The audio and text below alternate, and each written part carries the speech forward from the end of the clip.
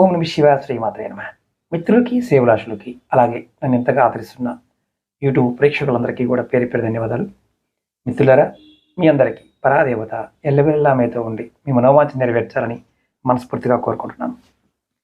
ఈ వీడియోలో ఎవరికైనా సరే వివాదాలు అలాగే న్యాయపరమైన సమస్యలు, ఇతరులతో మాటి మాటికి గొడవలు వస్తూ ఉంటే వాటిల్లో మీరు విజయం సాధించడానికి ఈ మంత్రం చెప్తున్నాను.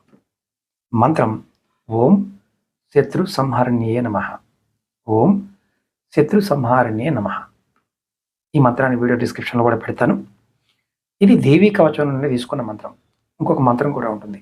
ఐం హ్రీం శ్రీం క్లీం మహిషాసురమర్దిన్యే నమః. ఈ మంత్రాన్నైనా మీరు చేయొచ్చు. ఈ రెండు కలిపి కూడా చేయొచ్చు. ఓం శత్రు సంహారణీయే నమః లేదా ఐం హ్రీం శ్రీం క్లీం మహిషాసురమర్దిన్యే నమః. ఈ మంత్రాన్ని చేయవచ్చు. మీరు ఏం చేయాలంటే కోర్టుకి వెళ్ళే ముందు లేదా ఏదైనా వివాదాన్ని పరిష్కరించుకోవడానికి వెళ్ళే ముందు ఈ మంత్రాన్ని 21 సార్లు మనసులో ధ్యానించి వెళ్ళండి. 21 టైమ్స్. ఈ మంత్రం వీడియో డిస్క్రిప్షన్లో కూడా పెడతాను. మీరు టెన్షన్ పడమాకండి. ఎందుకంటే ఈ మంత్రం చదవలేని వారు, అంటే ఇక్కడ కొన్నిసార్లు ఏంటంటే కొంతమందికి నోరు తిరగదు. ఆ నోరు తిరగకపోతే మంత్రం తప్పు చదువుతాము, దానివల్ల నష్టపోతాము.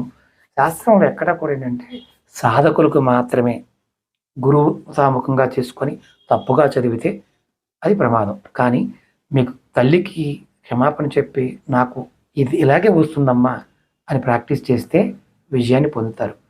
రామాయణం రాసిన వాల్మీకి మహర్షికి సాక్షాత్తు మంత్రోపదేశం చేసిన గురువు ఒక మంత్రం చెప్తే రామ అంటే చేతకాల మరా అన్నాడు. అయినా ఆయనకి సిద్ధించింది కదా, ఆయన మహర్షి అయ్యాడు కదా. అలాగే మనం కూడా అంతే. లేనిపోని భయాలు అపోహలు పెట్టుకోకండి. ఖచ్చితంగా మీరు అమ్మవారి యొక్క అనుగ్రహంతో ఈజీగా పని అవుతుంది. శత్రువు అనేవాడు సంహరించబడతాడు, శత్రువు అనేవాడు తొలగిపోతాడు. ఇది జయం కలగడానికి మంచి మంత్రంగా శాస్త్రం చెప్తుంది.